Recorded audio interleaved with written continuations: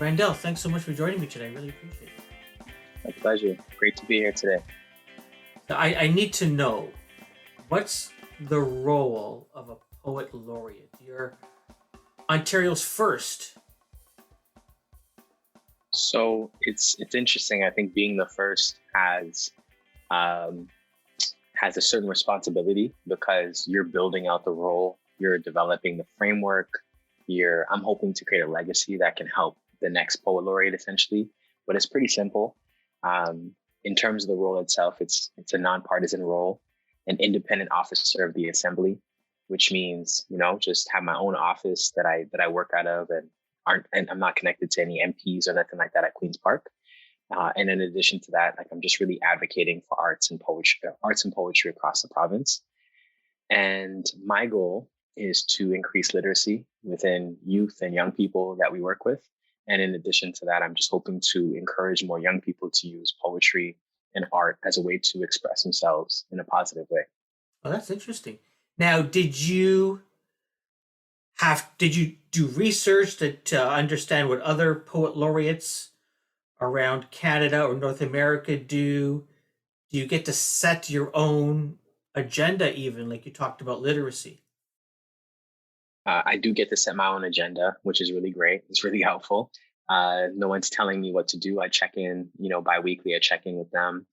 And now that things are starting to open up again, I'm going to start working at Queens Park more often and just seeing which ministers, which MPs I might be able to connect with, or MPPs, I should say, I might be able to connect with.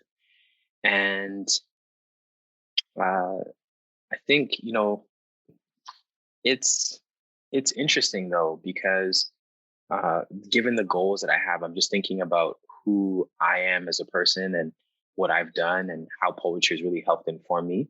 So it's interesting to be able to be in this position. And that's kind of where my goals come from because I really want to see how I can support the younger generation. I first got into poetry really from a teacher, a mentor, and I'm looking to do the same thing for other young people as well. Sorry, tell me about that. You got into poetry because of a mentor of yours? Well, she was a teacher at first. Teacher. My Okay, grade okay. my grade eight teacher that became a mentor later on. But grade eight teacher who just saw something in me, man. Like I can't even explain. She just like saw something in me that I didn't see in myself at 13 years old, and that's why I'm really keen on doing the same because it only takes one person sometimes, one person to see your potential, one person to see your light, and to be able to say, let me help, let me support. How can I do so? So that teacher to this day, we're still connected. We text each other every now and then. She's really cool, really cool. That's really great. Was it directly with poetry that she saw? Like was it some writing or she just sort of had this belief that, you know, here's this kid and just maybe based on some of your work at school, I'm really curious if you have figured out, what it was that she saw in you. I want to say it was the way I spoke. Okay. She would ask me a lot of questions, and I was one of those kids who got into a lot of trouble. And the only reason why I even ended up at that school was because I got into trouble. And I think it was just like, having conversation together, like having conversation with one another. And I think there was an assignment that she asked us to do where I wrote something where she said, "Have you ever considered poetry?" And I said, "No, I never even thought of the concept before that." So it was really eye opening, like a very great introduction to poetry because it was almost like Cream for the first time. All these things that I was going through, all the things that people were telling me, being in trouble with the police and getting suspended from school, being angry, everyone labeled me. But for the first time, I got to look at this piece of paper and I saw my story on this piece of paper. And I felt for the first time, like I was understood. Like for the first time, Ah, someone even gave me a chance to see me for me, instead of yeah. judging me and labeling me. What high school did you go to in Scarborough? I'm guessing, yeah. Yeah, I went to high school in Scarborough. I went to Mother Teresa. Mother Teresa at the time, probably one of the worst schools in the province at the time, but also one of the best basketball schools, and that's why I went there for basketball initially. Oh yeah. But yeah, went there for Mother Teresa's was my high school and changed my whole life. Like I really wouldn't be the person I am today if I didn't go to that high school. Where is that? I'm trying to remember where Mother Teresa is in Scarborough. What's the main intersection? It's in Malvern actually, so it's like east, kind of east end Malvern. Okay. It's near like Nielsen and Shepherd area in Malvern, not too far from Malvern Mall. Okay. Yeah. Okay. Wow. What positions you play in basketball?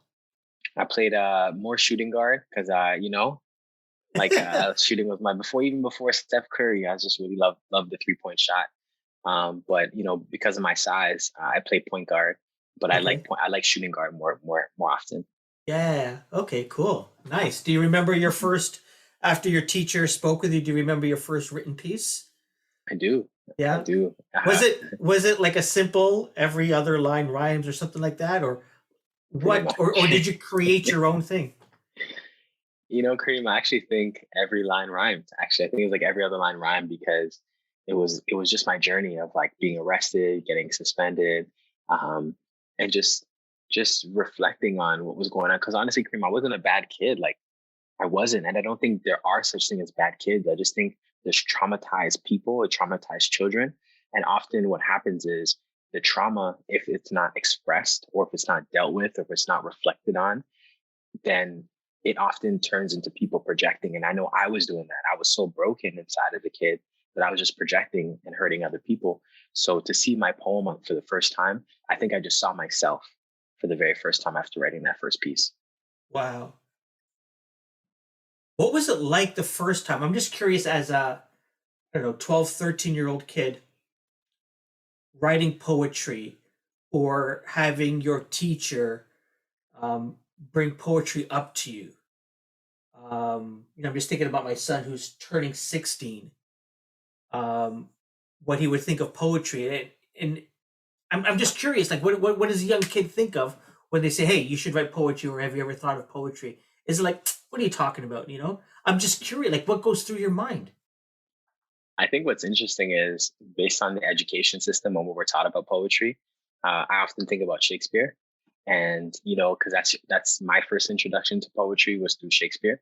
And so, what's really interesting is our education system often positions poetry through Shakespeare. And I think nothing wrong with Shakespeare, but that was something that happened 300-400 years ago that isn't as relevant today. Some of it isn't as relevant as it is today. And so, as I've gotten older, I've recognized just growing up in hip hop culture, I think hip hop culture is what really kind of inspired my poetry because at first it was just about rhyming. It was about how do I find the best rhyme patterns, rhyme schemes at first, and just being real and raw and honest with my poetry. So I found that to be the most kind of helpful way for me to really see myself, in my poetry. Do you remember that transition from writing to rhyme to writing? I think you said just writing truth. You remember, was that a transition? Do you recall when that happened? The first time you wrote something raw, or have you always I'd been say like that? it's always raw because I it's always been raw, but I think the first time that I really saw that I could take it further. So when I first wrote that poem, I think I maybe wrote a couple other poems, and then I just dropped poetry altogether. Grade 8, grade 9, grade 10, dropped it. And it wasn't until grade 11 I went on a field trip at U of T, and I saw a poet named Buna Muhammad who was performing on stage. And Buna Muhammad was, I just like honestly, Kareem, the craziest thing is just imagine seeing yourself on stage and just seeing this person I'll never forget. I was like, oh, I'm gonna do that one day. Like it was very simple. Like I just knew I was like, yeah, I'm gonna do that one day.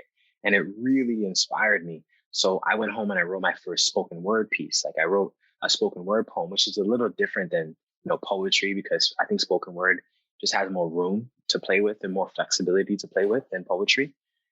So seeing that, I picked it up again at 16 and then I dropped it again. And so it's interesting, they say the third time is a charm. Every 3 years, poetry said, hey, I'm here. Hey, I'm here. And then finally at 19 is when I said, okay, I'm going to take this thing seriously. What happened at 19? At 19, I was going through a very spiritual, a kind Mm. of a spiritual experience, like really coming into myself. I had just, dealt with death, like a near death experience. And I think I was just trying to figure out who's Randell. And so as I got into my spiritual practice, I went to this event, and this event just happened to have spoken word performances. And I sat down and I was like, yo, this is amazing.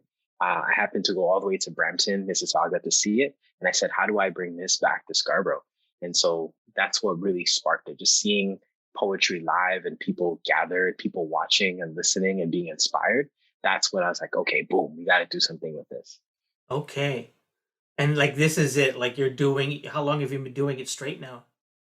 I mean, going on 10 years, Oh 10 wow. years that I've been involved in poetry, doing poetry from workshops to performances to organizing events, Yeah. starting my own not-for-profit organization. Like a lot of that is really based on, yeah, a lot of it is really based on what I saw when I was 19, that third time.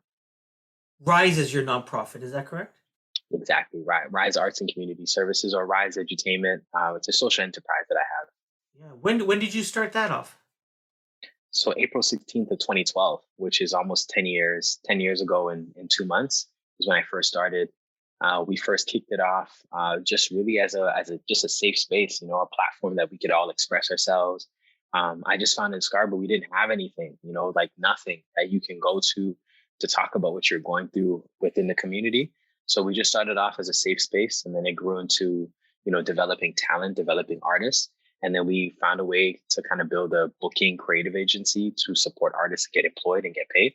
And that's a social enterprise. So we get artists opportunities to get paid through the creative agency. And then we have an incubator, which is a not for profit that develops the talent. So they kind of figure eight, feeds into each other. That's cool. And this is a Scarborough based organization. Scarborough based organization. Yeah. Ah, that's interesting. I thought I had heard of this name. Maybe there's a something that's very similar that's out there. Like that's I don't know more like Toronto based down in the center of Toronto. What they call the east end of Toronto, but is it Scarborough? You know that whole Like that East area. York. Yeah, Yep. yeah. Well, that's interesting. I want to talk about that, but I want to sort of I want to tell me you talked about spoken word and the differences of poetry. I've had a couple of poets on the show, and I don't know if I've ever asked this question. What's the difference? I think you explained a little bit, but I wonder if you can go deeper in terms of the difference between poetry and spoken word. Yeah, I think it's a very, very slight difference, For me, poetry is is often just the written piece of it, and it can be performed, of course. This part of it can be performed, it can be shared.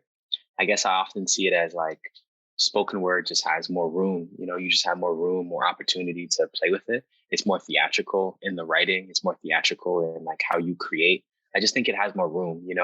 And then the origins of spoken word were really created in Chicago. Chicago, the origins of it were really like jazz, hip hop influenced, like influenced by jazz and hip hop. And it was just, it didn't have to have a rhyme pattern, didn't have to have any scheme, but poetry often sits within the realm of like rhythm and cadence and rhyme schemes, where spoken word doesn't necessarily have to. It's more based on like cadence, but it can and does have some of it, but there's so much more you can kind of do with it. That's really interesting. Um, Hmm. you talked a little bit about your teacher, who's now one of your mentors, and I don't want to sort of skip that whole entirety. And then I'm sure you've spoken about it many times, but you talked about being a kid that was in trouble, and I read somewhere that you ended up graduating as a valedictorian. Um, that's like a mind shift, right? It's not something that you were a great student and all of a sudden you become awesome. It seems to me that there was a mind shift from someone who, yeah, you tell me, like, what was that like? Besides the teacher, was that teacher more instrumental than just saying, hey, have you ever thought of poetry, and I think you've got great things in you? Like, what did you do yourself to change maybe the trajectory that you were on? I think, Kareem, I've always been a leader or always had leadership capacity. So I had a teacher in grade 5 who would always ask me, Randell, are you going to be a leader or are you going to be a follower? Every day, like every day. And I still talk to him to this day too. Yeah, And he would ask me, did they tell you what a leader is and what a follower is, or? He did. He kind of broke Yeah. it down. His name was Mr. Fry, and he actually, I just remember when he did. He broke it down to me, and he explained what a leader was, and he explained what a follower was. And for me, he was kind of trying to get me to understand that a leader is someone who, has a vision, someone who follows their own path. And I was following some of the guys, in the community. And, the grade 8 teacher, I'd say what she did for me, she really gave me an opportunity to see myself. Because again, when you're a troubled student, all the teachers write you off. I've heard teachers say things to me like, you're the worst student I've ever had in 31 years of teaching. I've had teachers, just speak ill will to me, like, and I'm not saying I was perfect, but I don't think those are things you say to a child if you want them to improve and be better. Um, so ultimately, I think and reflect back, and the shift in mindset really came from when I got to high school, because I'd already gotten in trouble, with the police at a younger age. So by the time I got to high school, my mindset was different. That grade 8 year was a very transformative year for me. And if anything, the mind shift just really came down to, I want to be more. Like, I just want to be more than, the guys in the hood, because I also had the opportunity to move, and I left the neighborhood I was living in. I was living in a troubled neighborhood at first. So when I moved, I was being surrounded with different people. I was seeing different things. I was learning different things. And, from the very beginning, Mother Teresa has always had a focus on leadership. So they take us to things like leadership camp. And um, now it's not the greatest thing to say, but, meet to eat conferences we go to, and things of that nature. So I was just exposed to other leaders. And then I had another teacher in grade 10, Miss Noah, who just got me involved in advocacy. She got me involved. So we'd like go downtown and hand out sandwiches to some of the houseless people downtown, or just do like things for the community, things for the school community, fundraising. And then eventually I got involved in like after school programs. And then I got involved in, so I got kicked off the team, not even kicked off the team. I didn't make the team in grade 11. Guys were taller, they were stronger, faster, whatever. It is what it is. I was just really good at shooting, but they had that already. So I didn't make the team in grade 11. And that's when I had a breaking point, because at that point I said, well, if I'm not playing basketball, then who am I? Because that's all I went to the school for, to play basketball. And because basketball had me thinking about who I could be, I just really wanted to get a scholarship. I just wanted a free education. That's really my focus. And I think basketball set me on a trajectory to realize that I can kind of shoot for the stars. Okay, now I'd say pun intended. Gave me an opportunity to shoot for the stars. So that's when I had to pivot and realize that I could do something different, that I could get involved in like school programming, student council. I could host events at school, like kind of things like that. So the mind shift was seeing myself as a leader, and then having teachers and mentors around to see that kind of come into fruition. Nice. And can I add something, Kareem? Of course, yeah, yeah. Last thing. In grade 12 was probably one of the most transformative years. Okay, grade 8 was transformative, but 12 was more transformative. I went to India, and then I went to Las Vegas, and then I went to Orlando. So this was within the span of a year. I went to Orlando for something called the National Society of Black Engineers. And I saw people for the first time that looked like me that were successful for the first time at 16 years old. That was one. Two, going to India, I learned about happiness. And I think India at 17 years old, coming from the neighborhood that I came from, India just like, we went there to volunteer, but just seeing what I had here in Canada and seeing some of the difficulties that folks were dealing with in India, and then also just the love and the happiness in India, I never came back the same after that. Not to mention a week after India, I was in Las Vegas. So you can imagine like 5 days after India, I'm in Vegas. Two totally different spectrums, So it was really, really eye-opening at 17 to see the world in a different light. Was the India trip through your high school? Both were through my high school, actually. So that's what I'm saying about my high school. Like, my high school is doing great things for us. If you got involved, there was great opportunities for you to do more. That was the India and Las Vegas, or yeah, India and Las Vegas. Okay. Orlando, the engineering conference. Is this something that you thought you wanted to do, or? Not necessarily. I think I just wanted to get involved. So the only like Black student initiative we had at school was the National Society of Black Engineers. And although it was geared to engineering, it was more focused on getting us into university and like focusing on, doing more essentially than just being like neighborhood kids. So Orlando and the Las Vegas trips were just a year apart, but they're the same thing. So it was both for a national conference, the National Society of Black Engineers. So that was a conference itself, and that's why I ended up going to Orlando and to Las Vegas. Okay. How did you end up being like being involved in some of these clubs and organizations at school? Was that just being at Mother Teresa? Like it was almost like every student had to belong and be participating somewhere? I mean, ultimately, it's me. It was the teachers, man. I gotta say, it's the teachers. Like the teachers, they would encourage me to get involved in certain things, and for me, I was just really open. I was really open to getting involved, and because the opportunities were there, I didn't want to leave. And honestly, like being in grade 10, grade 11, like there's opportunities to get out of school. I was like, okay, cool. Like I can go to school and get free lunch and not have to pay for anything. Of course I'll do that. So that was one thing that's what got me there. And I think what got me through was the teachers that found, oh, I got this leadership opportunity. Oh, we're doing this. Oh, we're doing this. Oh, we're doing that. Oh, we're doing this. And I just became like the staple person. And I even got like the school spirit award because of all the opportunities. I just got involved in everything. And I just wanted to just do something, I don't know. Like I just wanted to make my mom proud at some point. Yeah. She must be proud now. Oh man, yeah, more than ever.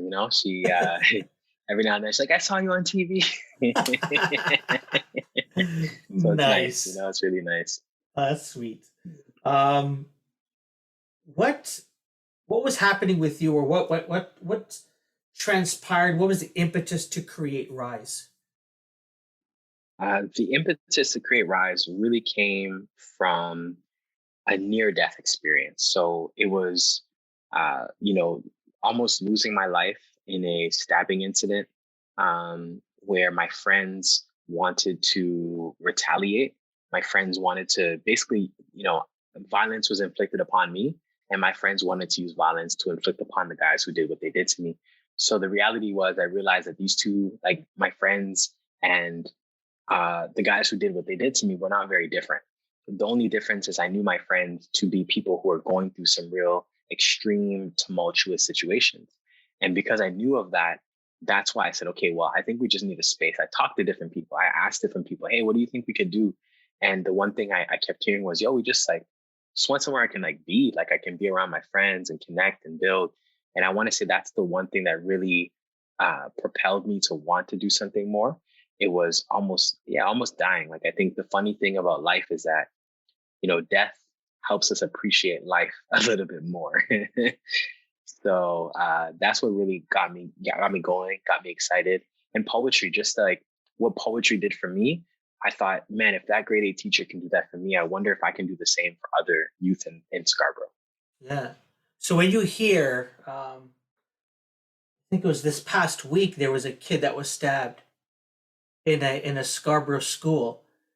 Um, what goes through your mind? Do you get flashbacks of what happened to you? I'm curious if the system reaches out to you or you reach out to them. I'm curious, what's going on with that. So the school is actually walking distance from where I live, Oh wow. unfortunately. Yeah, so I could walk to the place of the incident. When things like that happen, I do a lot of work with the TDSB. I'm involved with the TDSB quite a bit.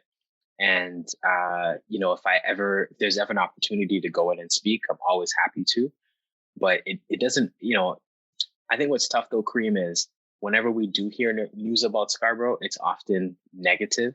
When a shooting happens, it's like, yeah, in Scarborough, So I'll tell you an example. When I saw the shooting that happened in Scarborough, just after that, they talked about another shooting in North York, but they just said North York. They didn't say anywhere specific in North York. They just said North York. But there's this negative connotation about Scarborough that just kind of plasters it as a bad place. Don't get me wrong, things happen, but when I hear things like that about Scarborough, it reminds me that's not the big picture. That's not the whole picture of what Scarborough is. but it also saddens me that it's happening at all, because this is a 14 and an 18-year-old kid. An 18-year-old kid who lost their life and a 14-year-old kid who shot. So I feel responsible. I feel like maybe there's more I can do. Maybe there's a way that I can get involved, um, in a more intimate way, essentially. And so it's heartbreaking. I'm not gonna lie, it's really heartbreaking, because I know great people that work in the system that just feel like, man, if I'm gonna help these kids and then they're gonna get shot or think that shooting somebody is okay, I know it's really hard for the teachers and the educators in the system too. Yeah, it's rough. It's rough, man. Yeah, that's for sure. Um, when you were chosen to be your high school valedictorian, um, what's going through your head at that time? Is it something you were striving towards, or was there flashbacks to like grade 8, grade 9, grade 10? Uh Man, I guess the first thing that came to mind was, I don't think I can do it. That's what I thought. And then I had a teacher that said, hey, we're selecting the valedictorian. Have you thought about applying? And I was like, oh, no, not really thinking about it. But another teacher came and said, okay. And then a third teacher said, no, you're applying. I don't care. Like, you're going to apply. And his name happened to be Mr. Destiny. Oh my And goodness! Of course it is. yeah, right. Like Mr. Destiny. He even continued to mentor me after high school. But I love that guy. Like Mr. Destiny is the one that advocated for me. He helped me with my speech and all of that. So I didn't really think it was possible for me. But the most memorable moment, I would say, was perhaps standing on stage and seeing my mom in the audience, and my mom's kind of tearing. And, just to make my mom proud in that moment was really, really gratifying, because I know all that she had to go through, to see me get to that place. My mom's a person who, she worked in a graveyard, at a graveyard shift, from 12 to 8 a.m. in a factory, standing, having arthritis in both of her knees and a little bit overweight. So I knew that I put a lot of pressure on my mom and a lot of hardship and a lot of stress on my mom. So when I was standing on that stage, it was really great to be able to understand that my mom, like, I just wanted her to see like her work didn't go in vain. Yeah, absolutely. That's awesome. So let's get to Rise. Um, you started as an organization, mentorship, helping people, and then giving them opportunities as well, working with brands and organizations. And I came across, I guess, something that you're doing now, I guess, with Holt Renfrew. Um, so talk to me about that, because that's an, could we call that a client of Rises, or is that how you properly? Yeah. So tell me about that. How did that come about, and tell me about some of the stuff that you're doing with them. Yeah, for sure. So, when I was first appointed, Holt Renfrew brought me on to do something called the Literati campaign. And it was about like authors in across Canada, who were also kind of fashionable. So they selected three of us to be involved. And we maintained the relationship over time. We stayed in touch with one another. And I guess ultimately, they reached out because they wanted to collaborate with Rise and to see if we can do something more, which I thought was great. So, it's more of a partnership. I think because the way we work together is more of a partnership. Sure, you can consider them a client, but I just think it's like a partnership because of the way they showed up. They showed up in ways that I was really happy to join and support. And again, because the social enterprise is really designed to get artist opportunities, I was also able to bring artists on to get that opportunity to get, on a larger platform, on a larger stage, to really be able to, showcase their talent as well. But the campaign is what a lot of people don't really know, but they, of course, supported, paid us as artists to create. They brought on Black folks behind the scene, because I don't know if you know, but a lot of times in media, it's a lot of folks that don't look like you or I, behind the camera. But they were able to get a director that was Black, a director of photography that was a director of photography that was Black, a photographer, the hairstylist. Like, we were able to bring a cast of people that were Black to do this Black History Month campaign. They also donated some money to the not-for-profit for us to continue doing the work that we're doing. And then they highlighted 20 Black organizations across Canada, and they highlighted their founders as well too. So I thought this was a great campaign for Hope, or great partnership with Hope, because it served many purposes. And the way they approached it was not so, it wasn't performative. It wasn't say, hey, we want to do this thing with you to make us look good. Like they really care. Like who I was working with, they really care. And they want to change the way people see Holt. They're new to the company, but they want to change the way people see Holt. And, just a great campaign, really good campaign to work with them. I mean, Holt has their history, but it's just good to see that they're moving towards, like they're really doing the work. And I like to see that. That's amazing. Can you tell me about some of your other projects that you've done? Through Yeah. Rise, other organizations, other initiatives. I mean, man, there's so much to say. Through Rise, we've had the opportunity to work with the city of Toronto to create the Toronto Youth Equity Strategy.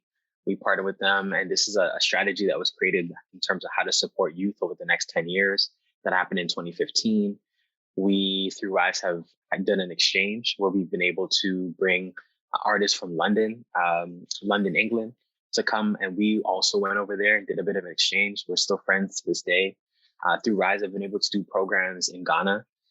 Through Rise, I've traveled to Mexico. We've done a film with the Art Gallery of York University called Rise.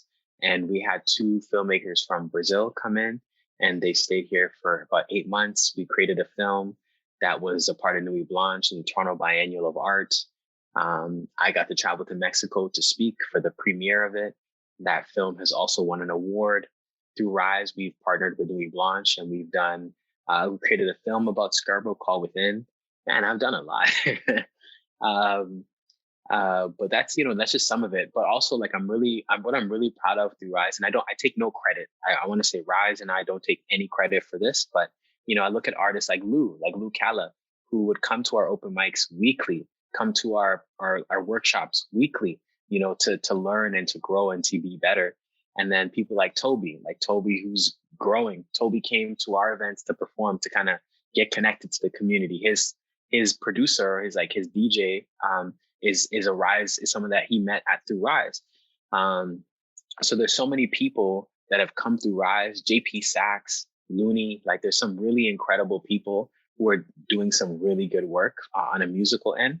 And I think I'm just most proud of that. But honestly, Kareem, I'll tell you, the one thing I'm most proud of with Rise is the friendships and the relationships that have been created. There's people who are friends to this day, 10 years later after meeting. There's babies that have been born. People have gotten married after meeting at Rise. People have gotten engaged. You know what I mean? People starting businesses. So it's just great to be able to create a platform for people to connect and build a community. And you see how that benefits people ultimately. I know the past couple of years has been different, but I'm curious. You said you're based in Scarborough. Did you guys have an actual place, or was it more of renting community centers or halls or whatnot? It was definitely the latter. We would have community centers that we'd rent. We had a long-term partnership with the city that we did something at Burroughs Hall for about 7 years before the pandemic hit. Unfortunately, we did one event in 2020, and then the next week, pandemic, and we were done. So that's pretty much how we've done it. But then we've also expanded outside of Scarborough, and we've done events downtown, many events downtown, actually. We had a monthly event happening downtown at a different book list at 918 Bathurst. We've done stuff at Daniel Spectrum. We've done stuff many, many places, just different partnership opportunities. And, a lot of it is just having a good team, having people around that see the vision and want to see it come to light. And, it's exciting. It's really exciting to be able to do the work we do. And it's shifted throughout the pandemic. So now for the last 2 years, what we've been doing is doing it virtual. So we were once on IG, on Instagram. We moved to Zoom. But what's been good in a way about that is just other people that have come to perform from Ohio, from LA, from California, from Florida. We've had people from, not Arkansas, Arizona, just different people from different parts of the country, London, Ghana, people who probably obviously would not have come on a Monday night in downtown in Scarborough, but were able to come regardless, Nice. So things haven't slowed down just because we all sort of started hibernating. I mean, they have, but they haven't. They slowed down because being in person, it's this fast paced energy of being around people. but they slowed down because they're more like online now. But and they slowed down because we would have been doing like bigger concerts, festivals, had we been in person. So yeah, we slowed down, but we didn't stop. I think what we loved is we didn't stop. We just like, word of the year pivoted. Yes, that's true. Um, Indeed. I really love this. Is it the Scarborough Health Network Foundation? That campaign that's going on. How did you get involved with that? So, my mom's been in the hospital. She's had 3 surgeries on her knees.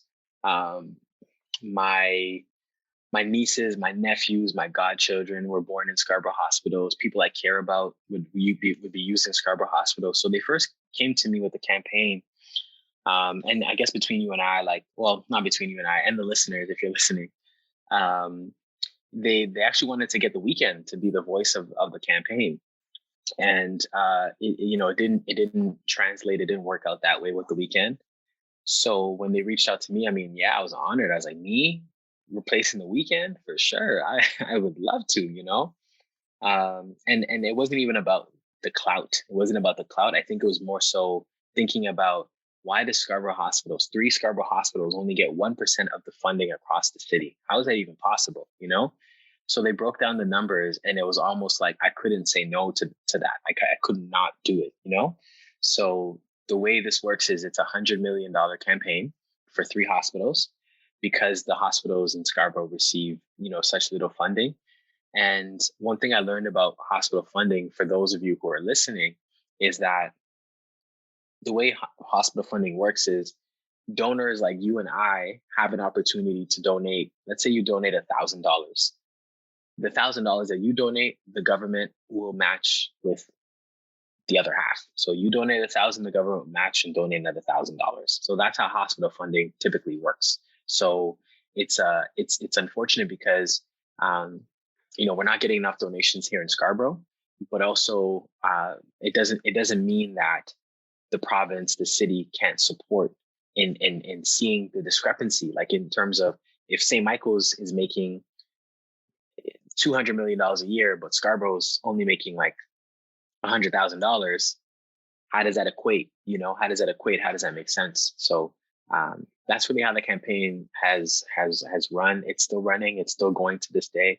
And our goal is really to raise awareness that more people know the discrepancy, the imbalance of funding for hospitals here in Scarborough. All right. Yeah, I just picked up one of those hoodies. Ah, nice, Yeah, nice, yeah. I went on and purchased that, so that is what I'm waiting for to wear. Hopefully, I amazing. get it while it's still cool. I know, right? Otherwise, this time next year, I might have gained a few pounds and it might not fit. Hopefully, not too Anyway, much. yeah. What's been your favorite on stage performance, or one that you remember fondly? Man, yeah, Kareem, I gotta go into the crevices of my neurons right now to even find that out. Um, One of my favorites was probably with Dwayne Morgan. Uh, I got to perform with Dwayne Morgan for myself, Dwayne Morgan, and someone named Thunderclaw Robinson. Each of us, because we're all 3 different generations, um, we all came to the approach of what would it be like to have more people that look like us, so we could see what success looked like. And so it was for the Economic Club of Canada. They brought Barack Obama here in 2 years ago, and we got to open for Barack Obama. So I think that was my favorite performance, opening for Barack Obama. 5,000 people, 10,000 eyeballs looking at us, and we were flawless. Like we knocked it out the park. To this day, people are still talking about it. And it wasn't the performance, but I think it was like the poem. The poem itself was really powerful. All 3 of us came with a really, amazing vision for the poem. And I'd say that's my favorite stage performance. And I remember, Kareem, like there's one moment where I almost made a mistake. And if I made a mistake, it would have threw the whole thing off. We'd have to start all over again. So I was so proud of myself because my mind went blank, but like muscle memory. It was almost like muscle memory said, nope, we're not forgetting in front of these people. And of course, nobody knew, no one knew. But you know, the nerves kind of got to me for a slight second. Sure, that is awesome. That's really, Hmm. really good. Do you remember your first? Yeah, my first performance. We had a talent show at school in grade 11. I decided to do a poem that wasn't my own. I tried to memorize it, and I failed at memorizing it. On stage, I also happened to be the host, so I had to come back on stage afterwards and say, "Hey, you know, enjoy the rest of the performances," even though mine wasn't the greatest. And I'm a bit critical of my performances, but yeah, I made a big mistake. I read a really great poem that I loved, but I just couldn't remember the words. Had a bit of stage fright being on stage for the first time with, you know, like 400 or 500 of my fellow classmates, students looking at me. And that was my first performance that I would say. But I'm just proud of the younger me that he even went, you know, without feeling so confident. I still went on stage and I at least tried. The least I did was try. Nice, awesome. Uh, I got some Scarborough questions All right, to ask you. sure. Um, your favorite neighborhood? In Scarborough, Yeah. that's a tough one. Yeah, favorite because of You sorry. get to define that. My favorite neighborhood probably be Markham and Ellesmere. I lived there for 12 years. You know, there's a park, there's good food, it's close to the highway, it's very accessible by transit. Scarborough Townsend is right there. Uh, U of T is right there. So that's my favorite just because of location.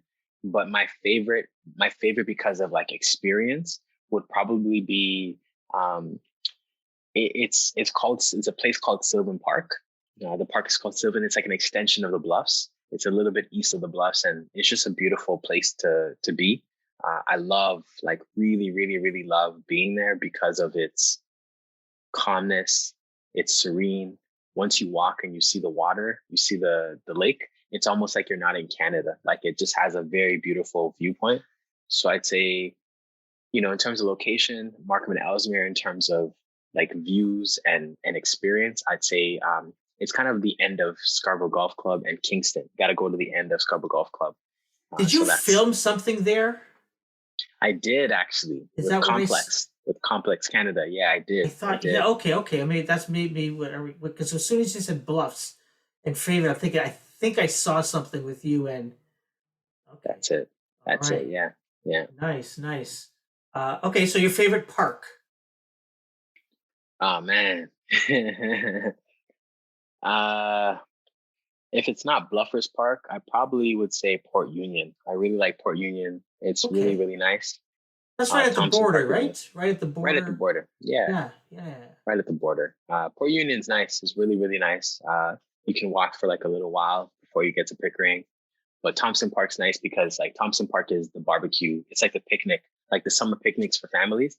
That's where you go, you know? So I like it because you end up seeing people you haven't seen in a while. And it's just nice to see families there. And I walk in the summertime, I usually walk there in the summertime in the mornings. Okay, nice. Yeah, it's a very interesting park, and Very. sort of where it empties off by the hospital on the east Mm. southeast side, Yep. and it's got the dog parks. And I remember there's they usually have like a barbecue fest, Rib Fest. rib fest. Yeah, that's it. Yeah, Yeah, that's yeah, it. yeah, yeah. They'll have a rib Yeah, man. fest there. Every So year. yeah, that's right, that's right. It's a nice park. It's a nice park. I don't think it gets the love that it deserves. It's also got like a little small museum there, I think, an old home or whatever, right? Yeah, Scarborough Museum. That's where it Yeah, is. that's right, Yeah, that's man. right. Um, favorite restaurant? Why you gotta do me like that? You okay? So you can pick a few because I know there's different varieties and different types, right? So, if you've got Sure. a favorite Hakka place or a whatever, Okay, you that get makes it to easy. Okay. you get to choose. So favorite Hakka place, I'd say China Cottage is my favorite Hakka place. Frederick's is amazing too, but China Cottage. Oh, you know about China Cottage? Okay, which China Cottage? Ellesmere? No, Steel. I like Steels. I like Oh my Steels. goodness! Yeah. If you ever come See, because I'll tell now you know where I live. If you ever come to China Cottage on Ellesmere, Hmm. let me know ahead of time. I will. I'll ring you. I'll let you know. I'll let You you ring know. me. You let me know. I like that one too. I think recently, I think the first time I went there, I wasn't as impressed as the other location. But the last time I went, they actually have some really good stuff recently. I like really enjoy what they had recently. What's your favorite dish from there? Man, they've got this like really. I mean, I like anything Hakka. Like their Hakka noodles are really nice. Yeah. They've got this spice and pepper tofu I really like. Like it's just Oh, crispy and crunchy. are you Um, vegetarian? Yeah, I'm vegetarian, but Okay. before I was vegetarian, like they had like what's it called? Like sweet and sour fish. That was really, really nice. Did you ever Um have the Hakka fish? so good. So good. So good. Yeah, but I've had that before. So good. Like so Yeah, yeah. good. That and the garlic fish is pretty good too. But I mean like just about anything with the fish that they made. I think I had almost all. Yeah, at one point I've had all the fish that they had and never complained about one of them. Yeah. The owner Um, literally walks by my house every morning. oh, really? Yeah, it's just funny to see him. It's a small world, man. It's a It small is. world. It Um, is. yeah, I love Scarborough for that. But I'd say next in terms of Thai food, like the best pad Thai would be Jack to Jack. Jack to Jack, in my opinion, has the best pad Thai. Um, Malaysian food, I really like Taiwan or Thai in the Rock. They got some really good Malaysian food over there. Vegetarian food, I'd say Ital Vital, my favorite vegetarian food. And yeah, I'd say that's about it. Oh, Johnny Shawarma. They got a really, really good shawarma or really good falafel. Johnny Shawarma's at I Kennedy and drove by Ellesmere. that. Yeah, I drove by Kennedy that and recently. Ellesmere. Yeah, Maybe in that's Ellesmere. not too far from you. It's just it's like Yeah, so if yeah. you're going on the highway on Kennedy, you're heading to towards the highway. It's just before you get to like where the metro is. Yes, I've seen that. I don't know where I was driving, but I remember seeing that because as soon as I saw that, oh, I wonder if that's Johnny Burger's cousin or something like that. If you know that place. Um, favorite? I don't know. Do you have a favorite? Scarborough's known for strip plazas. Hmm. Do you have a favorite plaza or favorite mall? Uh man, I mean, that's a tough one too, man. The one I grew up around the most was Cedar Brae. Like Cedar Brae was the one I grew up around most. So I'd say Cedar Brae because I frequented it, and it's not the best. I'm not gonna lie, Cedar Brae's not the best when it comes to finding things, but they do have a couple hidden gems. Um, but yeah, I think I'd say Cedar Brae just because I'm more familiar with it. Yeah, I'm more familiar with it. I mean, across the street, I'm forgetting the name. The one at VP and Ellesmere was Parkway. Parkway Mall. Yeah, Parkway Mall. I've had some good experiences at Parkway in the past, but they Yeah. have upgraded though. Parkway has upgraded, so I haven't been to it now that it's been upgraded. But I do remember in the past they had a couple hidden gems. Randell. So I live like down the street from Okay. Parkway Mall. So China Hmm. Cottage is in between the mall and me. Okay. So I'm at my parents' place. They live on Bridletown Circle. Hmm. So I'm at my parents' place, and my mom has all these albums, and I'm going through them, and legit found a picture of my mom, me when I was 2, 3 years old, Wow. sitting on my dad's yellow Datsun in the parking lot, and in the back is that iconic arch of Parkway Mall, I remember that. I remember that. I remember that. right? Wow. Where it's Metro now, but I can't remember what it was. I think the picture's a little bit too blurry for me to make out Hmm. what the name of the places, but yeah, that place has been there forever. Ever. Yeah, Long yeah. time. Long time. Long time. When you mentioned Cedar Brae, I remember Cedar Brae, the library across the street. Is that Cedar Brae Library that's across the That's street? it. That's That's a it. Yeah. great library. Amazing library. Yeah, yeah, yeah. Um, I don't know if you were ever a library guy, but do you have a favorite library? It's funny. It would probably be Cedar Okay. Brae. I spent a lot of time whether I was studying or just looking for books or printing or printing resumes. Spent a lot of time at Cedar Bay Library. Nice, man. Randell, man, this has been fun. I've had some fun chatting with you. I really appreciate it. Likewise, man. I really like your hosting style. Just very calm, easygoing, you know? Because you got me, like, I think the way you were asking questions just really got me feeling very comfortable to like open up. And it's not to say I was closed off or anything like Sure. that. That's not what I'm saying. But I think, yeah, just I appreciate the way you host. Appreciate Thank the way you. you make the guests feel comfortable. So thank Oh, you. well, thank you for sharing. Um, Anything that you wanted to chat about that maybe we didn't talk about yet? I guess the only thing I'd say is just as I'm talking about Scarborough. So, you know, we talked about malls, but right now, Scarborough Town Center, myself, Dwayne Morgan, and Paulina O'Keefe, we are the curators for the inaugural year of public art, the City of Toronto's Year of Public Art. And so we've been curating and contracting artists to, you know, come and share their art. So right now we have a couple installations called Scarborough Heroes. One of the Scarborough Heroes is Dwayne Morgan and myself, in addition to like Cardinal Fischel and Deborah Cox and a number of different individuals. That was done by Joseph Bonsu. And then we have Scarborough Chic, that's also there, done by a good friend of mine, brother of mine, Anthony Geber Hewitt. And he took the photography for it. Amazing, amazing exhibit. It's still there to this day. And then we have Scarborough Slang. And so if you want to learn a little bit more about Scarborough Slang, there's actually a kiosk that you can click videos and learn about Scarborough Slang and learn about the I guess the etymology of Scarborough Slang, the connotations of Scarborough Slang as well. And I love it for that very reason. But if you're at Scarborough Town Center, please go check out these installations. One is at Bay Court. Another one is just beside the Bath and Body Works. And then the other one is near the Shoppers Court. So check it out. I think you'll really appreciate it. I've seen some of those superheroes. Uh, Yes, Amazing, just really really fun. I indeed. did not know that there was Scarborough slang. Yeah. I'm gonna I'm gonna have to check this out. Uh, It's a little hidden. okay, So when you walk into the mall, let's just imagine Muji. So Muji, you know Muji? I don't know where it is though.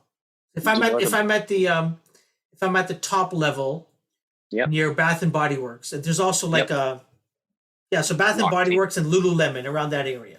in that area. So Yeah, let's say you were at Bath and Body Works. If yeah, you're at Bath and Body Works, you're gonna walk back towards where the Samsung kiosk is, yeah, towards where the TTC entrance is, yeah, yeah, and yeah. you're gonna be walking on that left lane.